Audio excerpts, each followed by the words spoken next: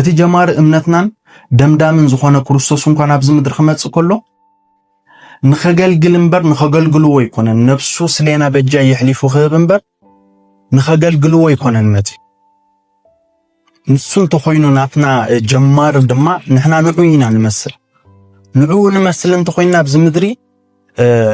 ከነገልግል ኢና ዳ ዘለና እምበር ሰባት ንኸገልግሉና ይኮነን ስፔሻሊ እዚ ሓሙሽተ ኦፊሳት ዝተዋሃበ ሰባት ንምግልጋል እምበር ሰባት ንዓና ከገልግሉ ይኮነን ሃዋርያ ኮይንካ ወይ ከዓ ዝኾነ ነቢ ኮይንካ ኣብ ትሕቲኻ ንዓኻ ከገልግሉኻ ናትካ ባርያ ክትገብሮም ወይ ከዓ ንዓኻ ጥራይ ንኽሪኡ ክትገብሮም ኣኪብካ ናትካ ተገዘእቲ ክትገብሮም ኣይኮነን እዚ ኦፊስ ተዋሂቡ